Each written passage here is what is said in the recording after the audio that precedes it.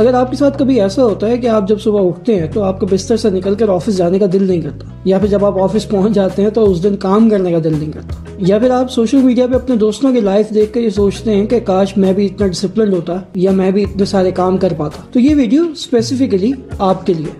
ہم نے اپنی پریویس ویڈیوز میں موٹیویشن اور سیلف موٹیویشن کو لے کے کافی کنورسیشنز کی ہیں، لیکن آج کی ویڈیو میں ایک ایسی اپروچ اور ایسی ٹرک میں آپ کے ساتھ شیئر کروں گا جو اگر آپ سکسیسفلی امپلیمنٹ کر پاتے ہو تو یہ اپروچ اور یہ ٹرک آپ کو روز موٹیویٹڈ رکھے گی اور آپ کو ایکسٹرنل سورس آف موٹیویشن کی ضرورت نہیں پڑے گی۔ یہ اپروچ یا یہ ٹرک سمجھنے کے لیے پہلے ہمیں علی سے ملنا پڑے گا۔ کہتے ہیں کچھ سال پہلے علی نام کا ایک لڑکا تھا جس کے گھر میں اس کے ماں باپ اور ایک چھوٹی بہن ہوا کرتے تھے۔ جب وہ 10 سال کا تھا تو اس کی ماں فوت ہو گئی تو وہ چھوٹی سی فیملی مزید چھوٹی ہو گئی۔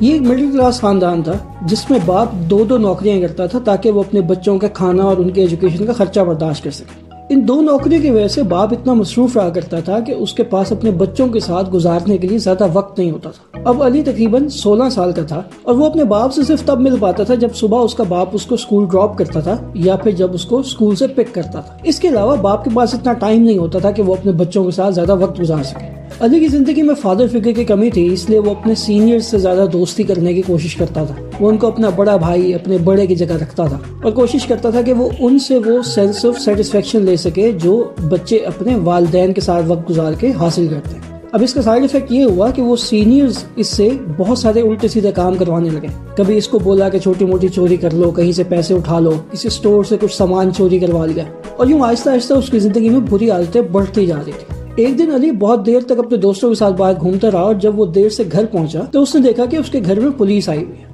وہ اندر گھسا اور اس نے کچھ پوچھنے کی کوشش کی تو ایک پولیس والے نے اس کو کہا کہ بیٹھ جاؤ، میں آپ کو کچھ بتانا چاہتا ہوں۔ پھر پولیس والے نے اس کو بتایا کہ اس کے گھر میں کچھ چور گھس آئے تھے۔ اس کے باپ نے جب ان چوروں کو روکنے کی کوشش کی تو ہاتھا پائی میں ایک چور نے اس کے باپ کی جان لے لی۔ اس انسیڈنٹ نے علی کی زندگی کو کمپلیٹلی بدل دیا۔ اب گھر کی ذمہ داری اس کے کندھوں پہ آ گئی تھی۔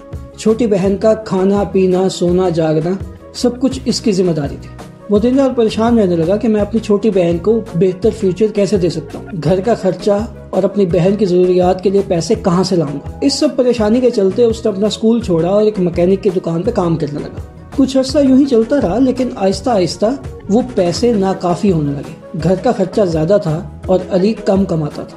باپ نے جو کچھ پیسے جوڑ کے رکھے تھے وہ پیسے یوز ہوتے گئے لیکن آخر ختم ہو گئے۔ اب اس 17-18 سال کے لڑکے کے کندھوں پہ بہت بڑا بوجھ آ گیا۔ وہ سارا دن نوکری پہ رہتا اور جب رات کو آتا تو اپنی بہن کو دیکھ کر پریشان ہوتا اور اپنے کمرے میں جا کر روتا رہتا۔ اس نے دوسری نوکری ڈھونڈنے کی کوشش کی لیکن نہ تو وہ زیادہ پڑھا لکھا تھا اور نہ اس کے پاس کوئی خاص اسکل تھی، لہٰذا اس کو دوسری نوکری نہیں مل رہی تھی۔ ایک دن پریشانی میں اس نے اپنے باس سے کہا کہ میرے مالی حالات بہت خراب ہیں اور میں چاہتا ہوں کہ میں مزید کام کروں، کیا اس دکان میں ایسا کوئی کام ہے جو میں کر پاؤں گا؟ تو دکان کا مالک مسکرایا اور کہنے لگا کہ میرے ایک مکینک دکان چھوڑ کے چلا گیا ہے تو اس کی جگہ کام کر لو۔ علی نے فوراً حامی بھر لی۔ یہ سن کر دکان کا مالک تھوڑا سا حیران ہوا اور اس نے علی سے پوچھا کہ اگر تمہیں مکینک کا کام کرنا آتا ہے تو یہ بات تم نے مجھے پہلے کیوں نہیں بتائی؟ میں تم سے پہلے کوئی بہتر کام دے دیتا۔ یہ سن کر علی کہنے لگا کہ مجھے پتا نہیں تھا کہ آپ کو مکینک کی ضرورت ہے، تو مجھے جو نوکری آپ نے دے دی وہ میں نے کر لی۔ دکان کے مالک نے اس کو بتایا کہ کچھ دن بعد اس نے ایک چھوٹا سا ٹیسٹ رکھا ہے جہاں پہ 3 مکینک نے آ کر ایک گاڑی کو ٹھیک کرنا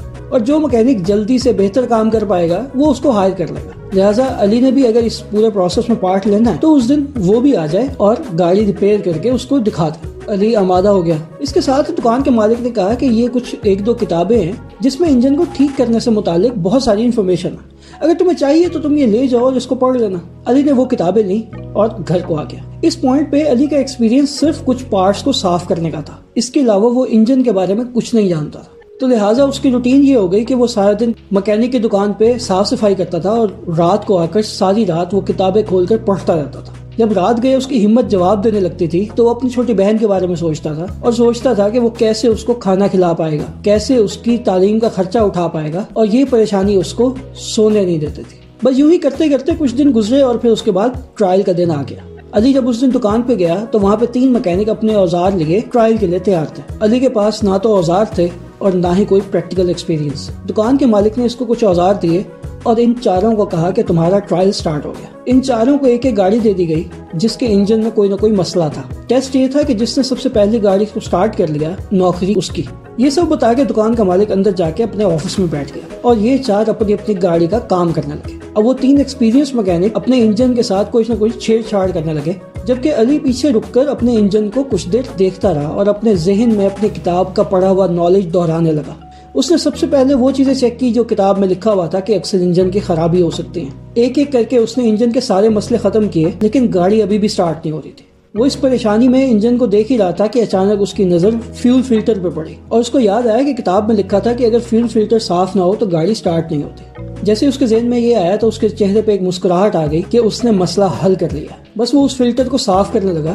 فلٹر ابھی تقریباً صاف ہی ہونے والا تھا کہ اچانک اس کو ایک گاڑی کے سٹارٹ ہونے کی آواز آئی اور اس کے چہرے سے وہ اسمائل اڑ گئی۔ گاڑی کے سٹارٹ ہونے کی آواز سن کر دکان کا مالک باہر آ گیا اور جس مکینک کی گاڑی سٹارٹ ہوئی تھی اس کو لے کر اپنے آفس میں چلا گیا۔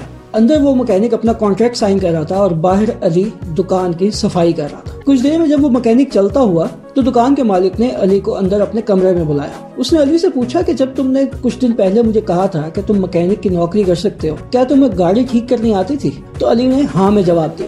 تو مالک نے ایک دفعہ پھر سے پوچھا کہ تم مجھ سے جھوٹ تو نہیں بول رہے؟ اس بار علی نے سب کچھ سچ سچ اگل دیا۔ علی نے بتا دیا کہ اس کو کچھ نہیں پتا تھا، لیکن اس کتاب کی وجہ سے اس نے یہ گاڑی اس حد تک ٹھیک کر لی تھی۔ یہ سن کر دکان کا مالک بہت امپریس ہوا۔ اس نے علی کو بتایا کہ اس نے کچھ چھان بین کی ہے جس سے اس کو پتا چلا کہ علی کے گھر میں فائنینشیل سچویشن اچھی نہیں ہے اور وہ یہ جھوٹ صرف اس لیے معاف کر رہا ہے کیونکہ علی کو زیادہ پیسوں کی ضرورت تھی اور اسی کے لیے اس نے جھوٹ بولا تھا۔ اس پوائنٹ پہ اس نے علی کو اپنے اسسٹنٹ کی جاب آفر کی اور ساتھ ایک شرط رکھی۔ شرط یہ تھی کہ علی آج کے بعد اس سے کوئی جھوٹ نہیں بولے گا اور ساتھ ہی اس نے علی کو یہ آفر کی کہ اگر وہ کچھ عرصے میں کام سیکھ لیتا ہے تو اس کو ایز مکینک بھی ہائر کر لیا جائے گا۔ اب چونکہ علی وہاں پہ صفائی کرنے کے بجائے اس کا اسسٹنٹ بن چکا تھا تو ظاہر ہے علی کی تنخواہ بھی پہلے سے بڑھ گئی تھی۔ یوں اس کے گھر کے حالات اس کے کچھ کنٹرول میں آ گئے، لیکن علی نے محنت نہیں چھوڑی۔ اس کو جب وقت ملتا وہ گاڑیوں سے ریلیٹڈ کتابیں پڑھتا رہتا اور اپنی دکان کے اور آس پاس کے مکینک سے کچھ نہ کچھ سیکھتا رہتا۔ کچھ ہی عرصے میں علی اس قابل ہو گیا کہ وہ ہیڈ مکینک لگ گیا۔ اب اس کے فائنینشیل حالات مزید بہتر ہو گئے، لیکن علی نے محنت نہیں چھوڑی۔ وہ جب بھی تھکتا تھا تو وہ یہ سوچتا تھا کہ اگر وہ رک گیا تو اس کا اور اس کی چھوٹی بہن کا کیا ہوگا۔ یہی سوچ کر وہ محنت کرتا رہتا، آگے بڑھتا رہتا اور یوں ہی کچھ عرصے میں وہ اپنے پورے علاقے میں مشہور ہو گیا کہ علی سے بہتر مکینک تو ہے ہی نہیں۔ اس سٹوری سے سمجھ یہ آتا ہے کہ جب بھی انسان اپنی واپسی کی کشتیاں جلا دے یا پھر اس کے پاس کوئی اور آپشن نہ ہو تو بیک اپ نہ ہونا اس کو مسلسل موٹیویٹ کرتا رہتا ہے۔ بہت سارے لوگ نوکری کے ساتھ ساتھ یہ سوچتے ہیں کہ جو ٹائم ملے گا اس میں کوئی چھوٹا موٹا بزنس کر لوں گا۔